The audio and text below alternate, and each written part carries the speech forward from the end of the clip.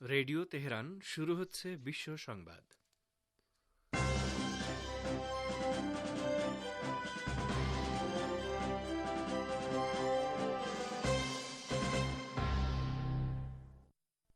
প্রথমেই সংবাদ শিরোনাম।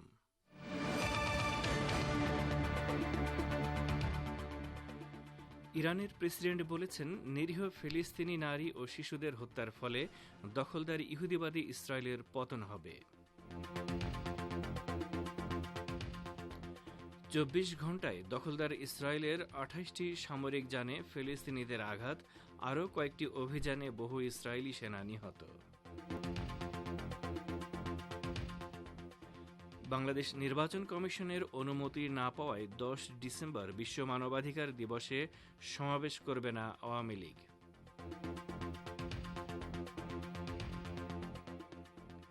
এবং ভারতের পশ্চিমবঙ্গের নানা প্রকল্পে কেন্দ্রীয় সরকার প্রাপ্য টাকা দিচ্ছে না বলে সংসদে তৃণমূল কংগ্রেসের অভিযোগ প্রত্যাখ্যান করল বিজেপি।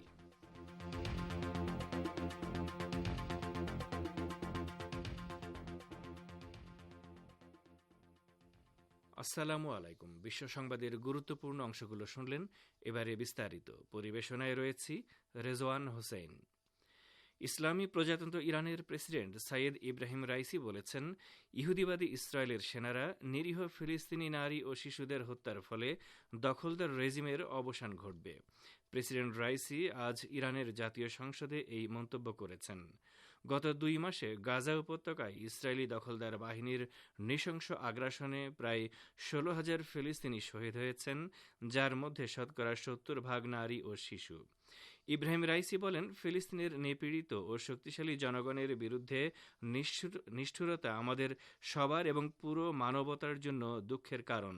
তিনি বলেন, আমরা বিশ্বাস করি ফিলিস্তিনি নারী ও শিশুদের শাহাদাত ভুয়া ইহুদিবাদী রেজিমের অবসান ঘটাবে এবং আমরা ফিলিস্তিনিদের বিজয়ের পাশাপাশি ইসরায়েলিদের নির্মূলের সাক্ষী হব। ইরানের পররাষ্ট্র মন্ত্রণালয়ের মুখপাত্র নাসের কানানি বলেছেন, প্রতিরোধ সংগঠনগুলো যুদ্ধাপরাধ ও গণহত্যার বিরুদ্ধে প্রতিক্রিয়া জানাতে ইরানের কাছ থেকে নির্দেশ গ্রহণ করে না। লোহিত সাগরে হামলার সাথে ইরানের সম্পৃক্ততা রয়েছে বলে ব্রিটেন যে দাবি করেছে তা প্রত্যাখ্যান করে তিনি আজ একথা বলেছেন। লোহিত সাগরে ইসরায়েলি জাহাজে হামলার বিষয়ে মার্কিন যুক্তরাষ্ট্র এবং ইহুদিবাদী ইসরায়েলের পথ অনুসরণ করে একই ধরনের অভিযোগ তুলেছে ব্রিটিশ সরকার। লন্ডন লোহিত সাগরে হামলার জন্য ইরানকে দায়ী করেছে। এই প্রসঙ্গে ইরানের পররাষ্ট্র মন্ত্রণালয়ের মুখপাত্র নাসের কানানি আরও বলেছেন, সুনির্দিষ্ট রাজনৈতিক উদ্দেশ্যে এ ধরনের দাবি উত্থাপন করা হচ্ছে। তারা এই অঞ্চলের বাস্তবতাকে উল্টোভাবে উপস্থাপন করতে চায়। ইরানের পররাষ্ট্র মন্ত্রণালয়ের মুখপাত্র ব্রিটিশ সরকারকে ভিত্তিহীন অভিযোগ না করে নারী ও শিশুসহ নিরাপরাধ ফিলিস্তিনিদের বিরুদ্ধে ইসরায়েলের যুদ্ধাপরাধ বন্ধ করতে এবং ফিলিস্তিনিদের সহায়তায় এগিয়ে আসতে লন্ডনের প্রতি আহ্বান জানিয়েছেন। ফিলিস্তিনের হামাসের ইজ্জাদিন কাসাম ব্রিগেড ২৪ ঘণ্টায় দখলদার ইসরায়েলের ২৮টি সামরিক যানে আঘাত হেনেছে। হামলার ফলে এসব সামরিক যান ধ্বংস অথবা ব্যাপক ক্ষতির শিকার হয়েছে। আজ সকালে দেওয়া এক বিবৃতিতে এই তথ্য জানিয়েছে হামাসের এই সামরিক শাখা।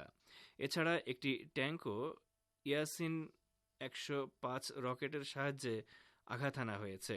এদিকে কাসাম ব্রিগেডের যোদ্ধারা খুব কাছ থেকে ইহুদিবাদী সেনাদের লক্ষ্য করে হামলা করেছে। এর ফলে ইসরায়েলের কয়েকজন সেনার মৃত্যু হয়েছে। শত্রুদের কাছে গিয়ে সম্মুখ হামলার পাশাপাশি রকেট ও ক্ষেপণাস্ত্রের সাহায্যে শত্রুর বিভিন্ন অবস্থানে হামলা চালানো হয়েছে। কাসাম ব্রিগেড ঘোষণায় বলেছে, টানেল ব্যবহার করে বেইত হানুন এলাকায় এক সফল অভিযান চালানো হয়েছে। সেখানে ইহুদিবাদী সেনাদের ওপর অতর্কিত আক্রমণ চালানো হয়। এর ফলে ইসরায়েলের বেশ কয়েকজন সেনা হতাহত হয়েছে। ফিলিস্তিনের গাজা উপত্যকায় প্রতিরোধকামী সংগঠন হামাসের হামলায় ইহুদিবাদী ইসরায়েলের আরও ৩ সেনা নিহত হয়েছে। বিষয়টি নিশ্চিত করেছে দখলদার বাহিনী। গাজায় স্থল হামলা শুরুর পর থেকে এই ৩ সেনাসহ এ পর্যন্ত ইসরায়েলের মোট ৭৮ জন সেনা নিহত হয়েছে বলে দাবি করেছে ইসরায়েল সরকার। তবে প্রকৃত সংখ্যা এর চেয়ে কয়েক গুণ বেশি। লেবাননের আল মানার পত্রিকা জানিয়েছে, গাজা যুদ্ধ শুরুর পর থেকে এ পর্যন্ত ইসরায়েলের নিহত সেনার সংখ্যা 400 ছাড়িয়ে গেছে। পত্রিকাটি বলছে, জনরোষ থেকে বাঁচার জন্য যুদ্ধবাজ প্রধানমন্ত্রী বেনিয়ামিন নেতানিয়াহুর সরকার নিহত সেনার সংখ্যা প্রকাশ করতে চাইছে না, বরং এই নিয়ে একবারই মুখ বন্ধ করে রেখেছে ইসরায়েলের যুদ্ধ মন্ত্রণালয়। শুধু তাই নয়, ইসরায়েলের হাসপাতালে যে 1000-এর বেশি আহত সেনা চিকিৎসা নিচ্ছে সে বিষয়েও হাসপাতালগুলোকে কোনো ধরনের তথ্য প্রকাশ না করার জন্য সতর্ক করা হয়েছে। হতাহত সেনাদের কথা গোপন করার প্রেক্ষাপটে লেবাননের হিজবুল্লাহ আন্দোলন অধিকৃত ভূখণ্ডে বসবাসকারী ইহুদিদের প্রতি আহ্বান জানিয়ে বলেছে, আপনারা নিজেদের সেনা গুনে রাখবেন। 7 অক্টোবর গাজা থেকে ফিলিস্তিনের ইসলামী প্রতিরোধ আন্দোলন হামাসের ছোড়া একটি রকেট ইসরায়েলের কৌশলগত সামরিক ঘাঁটিতে আঘাত করেছে। ওই ঘাঁটিতে ইসরায়েলের অঘোষিত পরমাণু অস্ত্র বহনের সক্ষম ক্ষেপণাস্ত্র রাখা ছিল। মার্কিন প্রভাবশালী পত্রিকা নিউ ইয়র্ক টাইমস এই খবর দিয়েছে। গতকাল প্রকাশিত ওই প্রতিবেদনে বলা হয়েছে, যদিও হামাসের রকেট ইসরায়েলি ক্ষেপণাস্ত্র গুদামে আঘাত হানতে পারেনি, তবে রকেট হামলার পর মধ্য ইসরায়েলের আশদোদ মিশাক ঘাঁটিতে আগুন ছড়িয়ে পড়ে। এই আগুন ইসরায়েলের ক্ষেপণাস্ত্র গুদাম এবং অন্যান্য সংবেদনশীল অস্ত্রের কাছে পৌঁছে যায়। নিউ ইয়র্ক টাইমস বলছে, রকেট হামলার কয়েক ঘন্টার মধ্যে তোলা অনেক স্যাটেলাইট ছবিতে দেখা যায় আগুনের দ্রুত বিস্তার ঠেকানোর চেষ্টা করছে ইসরায়েলি ফায়ার ফাইটাররা। এর মধ্যে অন্তত 2টি অগ্নি নির্বাপক বিমান এবং ফায়ার ফাইটারদের উজ্জ্বল লাল পাইপ আগুনের কাছাকাছি দেখা যায়। বিশেষজ্ঞদের বরাত দিয়ে পত্রিকাটি জানিয়েছে, ইসরায়েলের ওই ঘাঁটিতে পরমাণু ওয়ারহেড বহনের সক্ষম 25 থেকে 50টি জেরিকো ক্ষেপণাস্ত্র ছিল। মার্কিন সরকারের গোপন নথি থেকে জানা যায়, জেরিকো ক্ষেপণাস্ত্রে পরমাণু ওয়ারহেড বহনের জন্য উপযুক্ত সরঞ্জাম ব্যবহার করা হয়েছে। আপনারা বিশ্ব সংবাদ শুনছেন রেডিও তেহরান থেকে, আর প্রচারিত হচ্ছে শর্টওয়েভ 25 মিটার ব্যান্ডে। বাংলাদেশ নির্বাচন কমিশনের অনুমতি না পাওয়ায় 10 ডিসেম্বর বিশ্ব মানবাধিকার দিবসে সমাবেশ করবে না আওয়ামী লীগ। এই তথ্য জানিয়েছেন দলটির সাধারণ সম্পাদক ওবায়দুল কাদের। তিনি বলেন, যেসব দল নির্বাচন বয়কট করে অবরোধ হরতাল ডাকছে তারা গণতন্ত্রের শক্তি নয়। এ সম্পর্কে বিস্তারিত জানিয়েছেন ঢাকা থেকে আমাদের বিশেষ সংবাদদাতা। নির্বাচন কমিশনের অনুমতি না পাওয়ায় 10 ডিসেম্বর বিশ্ব মানবাধিকার দিবসে সমাবেশ করবে না আওয়ামী লীগ, জানিয়েছেন দলটির সাধারণ সম্পাদক ওবায়দুল কাদের। তিনি বলেন, যেসব দল নির্বাচন বয়কট করে অবরোধ হরতাল ডাকছে তারা গণতন্ত্রের শক্তি নয়। আগামী জাতীয় সংসদ নির্বাচনে দেশ বিরোধী ষড়যন্ত্র মোকাবিলায় শেখ হাসিনার নেতৃত্বে 14 দল একসঙ্গে লড়বে বলেও জানিয়েছেন তিনি। আজ মঙ্গলবার সকালে রাজধানীতে আলাদা অনুষ্ঠানে তিনি এসব কথা বলেন। হোসেন শহীদ সোহরাওয়ার্দীর 60তম মৃত্যুবার্ষিকী উপলক্ষে সকালে দলীয় নেতাকর্মীদের সঙ্গে নিয়ে সুপ্রিম কোর্ট সংলগ্ন তার সমাধিতে শ্রদ্ধা নিবেদন করেন আওয়ামী লীগের সাধারণ সম্পাদক। পরে তিনি সাংবাদিকদের জানান, তফসিল ঘোষণার পর থেকে নির্বাচন সংক্রান্ত সব বিষয় দেখার এখতিয়ার কমিশনের। তাদের অনুমতি না নিয়ে কোনো রাজনৈতিক কর্মসূচি করা যাবে না। এদিকে দুপুরে ধানমন্ডিতে দলীয় সভাপতির রাজনৈতিক কার্যালয়ে সমসাময়িক বিষয়ে সাংবাদিকদের সঙ্গে মতবিনিময়ে ওবায়দুল কাদের বলেন, বিগত কয়েক বছর 14 দল আওয়ামী লীগের সঙ্গে কাজ করছে। এই নির্বাচনে আওয়ামী লীগ জনপ্রিয়দের মূল্যায়ন করবে। নির্বাচনে জেতার মতো প্রার্থীকে বেশি গুরুত্ব দেওয়া হবে। তারা তো চাইতেই পারে, কিন্তু এখানে অ্যাডজাস্টমেন্টটা করতে হবে। একজনকে আমরা দিলাম, কিন্তু he is not electable, he or she, সে অবস্থা তো একটা সমস্যা হয়ে যাবে, সেখানে অন্য কেউ বেরিয়ে আসবে। বাদশা রহমান, রেডিও তেহরান, ঢাকা। বলছিলেন আমাদের প্রতিনিধি। ভারতের পশ্চিমবঙ্গে বিভিন্ন উন্নয়নমূলক প্রকল্পে কেন্দ্রীয় সরকার প্রাপ্য টাকা দিচ্ছে না বলে সংসদে অভিযোগ করেছেন তৃণমূল নেতা সুদীপ বন্দ্যোপাধ্যায় এমপি। তবে কেন্দ্রীয় প্রতিমন্ত্রী সাধ্বী নিরঞ্জন জ্যোতি তৃণমূলের বিরুদ্ধে মিথ্যাচারের অভিযোগ করেছেন। এ সম্পর্কে বিস্তারিত জানিয়েছেন কলকাতা থেকে আমাদের সংবাদদাতা। পশ্চিমবঙ্গে বিভিন্ন উন্নয়নমূলক প্রকল্পে কেন্দ্রীয় সরকার প্রাপ্য টাকা দিচ্ছে না বলে সংসদে অভিযোগ করেছেন তৃণমূল নেতা সুদীপ বন্দ্যোপাধ্যায় এমপি। আজ মঙ্গলবার সংসদের নিম্নকক্ষ লোকসভায় ওই ইস্যুতে সুদীপ বন্দ্যোপাধ্যায় সোচ্চার হলে পাল্টা জবাবে কেন্দ্রীয় প্রতিমন্ত্রী সাধ্বী নিরঞ্জন জ্যোতি তৃণমূলের বিরুদ্ধে মিথ্যাচারের অভিযোগ করেছেন। সুদীপ বন্দ্যোপাধ্যায় বলেন, 100 দিনের কাজ আবাস যোজনা নিয়ে আপনারা দুর্নীতির কথা বলছেন। বাংলা একটি বড় রাজ্য, 38,000 গ্রাম রয়েছে। যে গ্রামে অভিযোগ এসেছে সেখানে টাকা দেয়া বন্ধ করা যেতে পারে, কিন্তু পুরো রাজ্যকে কেন টাকা দেয়া বন্ধ করা হয়েছে? 2 বছর ধরে টাকা দেয়া হচ্ছে না, এটা খুব দুঃখের বিষয়। তিনি আরো বলেন, ওই ইস্যুতে আমরা দিল্লিতে মন্ত্রীর সঙ্গে দেখা করতে গিয়েছিলাম, কিন্তু উনি চলে যাওয়ায় তার সঙ্গে সাক্ষাৎ হয়নি। ওই ইস্যুতে আজ তৃণমূল এবং বিজেপি এমপিদের মধ্যে সংসদে হইচই শুরু হয়। আজ পাল্টা জবাবে কেন্দ্রীয় গ্রামোন্নয়ন প্রতিমন্ত্রী সাধী নিরঞ্জন জ্যোতি তৃণমূল এমপিদের টার্গেট করে বলেন, আমি দেখা করব বলে সময় দিয়েছিলাম, কিন্তু ওরা আমার সঙ্গে দেখা করেননি। সাধী নিরঞ্জন বলেন, ওরা আমার বিরুদ্ধে মিথ্যা অভিযোগ করছে। Abdul Hakim, radio Tehran, Kolkata.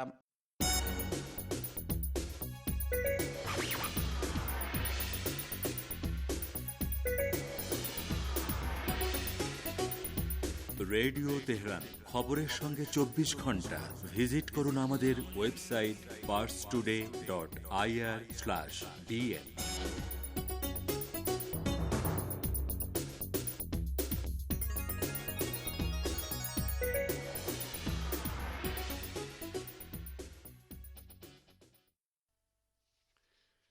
ফিরে আসি বিশ্ব সংবাদে।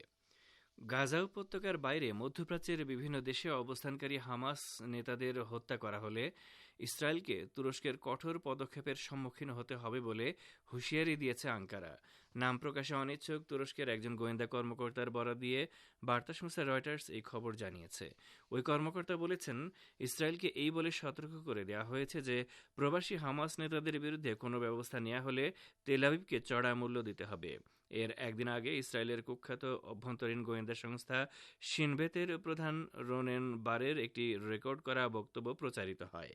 ওই বক্তব্যে রোনেন বার বলেন, লেবানন, তুরস্ক ও কাতারের মতো দেশগুলোতে যেসব হামাস নেতা অবস্থান করছেন তাদেরকে হত্যা করা হবে। তিনি বলেন, বছরের পর বছর সময় লাগলেও এই কাজ করবে তেল আবিব। ইসরায়েল বিরোধী যুদ্ধে বহির্বিশ্বের সমর্থন আদায়ের লক্ষ্যে হামাসের শীর্ষস্থানীয় রাজনৈতিক নেতারা গাজা উপত্যকার বাইরে অবস্থান করছেন। 7 অক্টোবরের হামলার বহু আগে থেকে হামাস এই নীতি অনুসরণ করে আসছিল। হামাসের শীর্ষ নেতা ইসমাইল হানিয়ার মূল দপ্তর কাতারে, তবে তুরস্কেও হামাসের দপ্তর রয়েছে। ইরাকে মার্কিন বিরোধী প্রতিরোধ আন্দোলন হারাকাত হিজবুল্লাহ আন-নুজাবা হুঁশিয়ারি উচ্চারণ করে বলেছে, উত্তর ইরাকে এই সংগঠনের ঘাঁটিতে হামলা চালানোর জন্য আমেরিকাকে চড়া মূল্য দিতে হবে। ওই হামলায় আন-নুজাবার 5 যোদ্ধা নিহত হন। ইরাক সরকারের অধীনে থাকা পপুলার মোবিলাইজেশন ইউনিট বা পিএমইউর অঙ্গ সংগঠন হিসেবে আন-নুজাবা ইরাকে মোতায়েন মার্কিন সেনাদের বিরুদ্ধে লড়াই করছে। সংগঠনটির শীর্ষ নেতা শেখ আকরাম আল কাবি গতকাল এক বিবৃতিতে বলেছেন, এখন থেকে ইরাকে মার্কিন ঘাঁটি ও মার্কিন স্বার্থে আরও কঠোর আঘাত হানা হবে। তিনি বলেন, ইরাক থেকে সকল মার্কিন সেনা প্রত্যাহার না করা পর্যন্ত প্রতিরোধ সংগঠনগুলো মার্কিন স্বার্থে আঘাত হানা অব্যাহত রাখবে। এর আগে রোববার ইরাকে মোতায়েন মার্কিন সন্ত্রাসী সেনাবাহিনী জানিয়েছিল, তারা ইরাক ও সিরিয়ার মার্কিন ঘাঁটিগুলোতে হামলায় জড়িত একটি আস্তানায় হামলা চালিয়েছে। ইরাকের উত্তরাঞ্চলীয় কিরকুক প্রদেশে চালানো ওই হামলায় আন-নুজাবার 5 সদস্য নিহত হন। ইরাকের প্রতিরোধ আন্দোলন রোববার জানায়, তারা পশ্চিম ইরাকের আইন আল আসাদ বিমান ঘাঁটি এবং সিরিয়ার আল খাজরা গ্রামে মোতায়েন মার্কিন সেনাদের ওপর হামলার কাজে ড্রোন ব্যবহার করেছে। আর এরই সাথে শেষ করছি রেডিও তেহরান থেকে আপাতত বিশ্ব সংবাদ।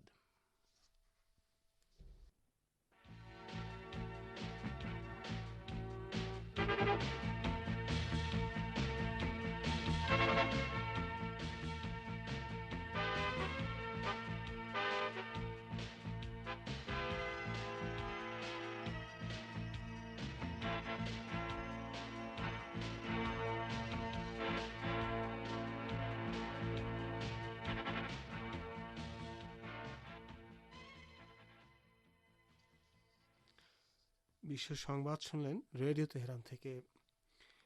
অনুষ্ঠানে এই পর্যায়ে আপনাদের সঙ্গে যোগ দিচ্ছি আমি মোহাম্মদ আমির হোসেন। শ্রোতা বন্ধুরা, এবার আমন্ত্রণ জানাচ্ছি সংবাদ ভাষ্য অনুষ্ঠান দৃষ্টিপাতে। আল আকসা তুফান অভিযানের 60তম দিনের প্রথম প্রহরে গাজা উপত্যকার খান ইউনিস শহরের উত্তর ও পূর্বে ইহুদিবাদী আগ্রাসী বাহিনীর সঙ্গে ফিলিস্তিনি প্রতিরোধকামী যোদ্ধাদের ভয়াবহ যুদ্ধ শুরু হয়েছে বলে জানা গেছে। এই সম্পর্কে এবারে শুনুন আমাদের ভাষ্যকারের একটি পর্যালোচনা। শুনুন বাবুল আখতারের পরিবেশনায়। আল আকসা তুফান অভিযানের ৬০তম দিনের প্রথম প্রহরে গাজা উপত্যকার খান ইউনিস শহরের উত্তর এবং পূর্বে ইহুদিবাদী আগ্রাসী বাহিনীর সঙ্গে ফিলিস্তিনি প্রতিরোধকামী যোদ্ধাদের ভয়ানক এবং পূর্ণ মাত্রার যুদ্ধ শুরু হয়েছে বলে প্রতিরোধকামী সংগঠনগুলো জানিয়েছে। অবরুদ্ধ গাজা উপত্যকায় বিদ্যুৎ, ইন্টারনেট এবং যোগাযোগ ব্যবস্থা বন্ধ করে দিয়ে ইহুদিবাদী ইসরায়েলের জঙ্গি বিমানগুলো গাজা উপত্যকার দক্ষিণাঞ্চলের পাশাপাশি গাজার দক্ষিণাঞ্চলীয় খান ইউনিস শহরে উত্তর এবং পূর্বাঞ্চলে ফসফরাস বোমা দিয়ে ব্যাপক হামলা চালাচ্ছে। খান ইউনিসে অবস্থিত দার ইস সালাম হাসপাতালের চিকিৎসক ও রোগীরা এই হাসপাতালের আশপাশের এলাকায় ইহুদিবাদী বাহিনীর ব্যাপক হামলার পর সাহায্য চেয়েছেন। গাজা উপত্যকার উত্তরে অবস্থিত কামাল আদওয়ান হাসপাতালের ভেতরেও বিপুল সংখ্যক ফিলিস্তিনি শরণার্থী আশ্রয় নিয়েছে। একই সময় ইহুদিবাদী শাসক গোষ্ঠীর সেনারা দক্ষিণে বিশেষ করে খান ইউনিসে ভারী গোলাবারুদ এবং বিমান হামলার সমন্বয়ে স্থল অভিযানের মাত্রা বাড়িয়েছে বলে খবর পাওয়া যাচ্ছে। ইহুদিবাদী শাসক গোষ্ঠীর নেতারা যারা গাজা উপত্যকায় এখন পর্যন্ত শিশু ও অসহায় নারীদের হত্যা এবং এ এলাকায় বাড়িঘর, স্কুল, হাসপাতাল এবং অন্যান্য অবকাঠামোর ব্যাপক ধ্বংসযজ্ঞ ছাড়া কিছুই অর্জন করতে পারেনি, তারা ধারাবাহিকভাবে সেখানে যুদ্ধ আগ্রাসন অব্যাহত রেখেছেন। যখন ইহুদিবাদী শাসক গোষ্ঠীর সেনাবাহিনী গাজা উপত্যকার দক্ষিণে ঘেরাওরিং কঠোর করছে, তখন জাতিসংঘের একজন কর্মকর্তা গাজা উপত্যকার নারকীয় পরিস্থিতি সম্পর্কে সতর্ক করেছেন। ফিলিস্তিনি অঞ্চলে জাতিসংঘের মানবাধিকার বিষয়ক প্রধান সমন্বয়কারী লিন হেস্টিংস এক বিবৃতিতে ঘোষণা করেছেন যে গত ১ ডিসেম্বর থেকে এবং ৭ দিনের অস্থায়ী যুদ্ধবিরতি শেষ হওয়ার পর গাজা উপত্যকায় ইসরায়েলের সামরিক হামলা ব্যাপকভাবে বাড়িয়ে দেওয়ার কারণে বোমা হামলার পাশাপাশি খাবারের অভাবে আরও কয়েক হাজার ফিলিস্তিনি নিহত হয়েছে। এছাড়া হাজার হাজার ফিলিস্তিনি পানি, আশ্রয়, নিরাপত্তার কারণে তাদের বাড়িঘর ছাড়তে বাধ্য হয়েছে। এই বিবৃতিতে বলা হয়েছে, গাজার জনগণের জন্য মানবিক সাহায্য পাঠানোর জন্য আর কোনো পরিস্থিতির অবশিষ্ট নয় এবং এ অঞ্চলের জন্য একটি নারকীয় পরিস্থিতি অপেক্ষা করছে, কারণ ত্রাণ কার্যক্রম আর এই অঞ্চলের চাহিদা পূরণ করে না। গাজার যুদ্ধের ৭ দিনের অস্থায়ী যুদ্ধবিরতি শেষ হওয়ার সঙ্গে সঙ্গে ইহুদিবাদী সেনাবাহিনী তার অতীত ব্যর্থতাগুলো ঢাকার জন্য গাজায় তাদের হামলা এবং আগ্রাসন আবার শুরু করেছে। তবে যুদ্ধের ময়দানের পরিস্থিতি দেখলে বোঝা যাচ্ছে চলমান স্থলযুদ্ধে এই আগ্রাসী শাসক গোষ্ঠীর সেনাবাহিনী ব্যাপক ক্ষয়ক্ষতির মুখে পড়েছে। ইসরায়েলি সেনাবাহিনী মঙ্গলবার সকালে স্বীকার করেছে ফিলিস্তিনি প্রতিরোধের বিরুদ্ধে স্থলযুদ্ধের সময় এই সরকারের একজন অফিসার এবং অন্য ২ সৈন্য নিহত এবং ৪ জন গুরুতর আহত হয়েছে।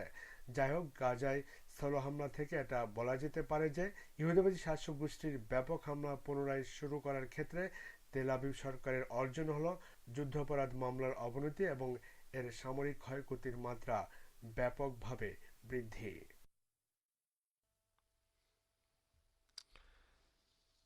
এবারে দৃষ্টি দেব বাংলাদেশের দিকে। বাংলাদেশের আসন্ন দ্বাদশ জাতীয় সংসদ নির্বাচনে অংশ নিতে সারা দেশের প্রার্থীদের জমা দেওয়া মনোনয়নপত্র যাচাই বাছাই শেষে বৈধতা পেয়েছেন ১৯৮৫ জন প্রার্থী।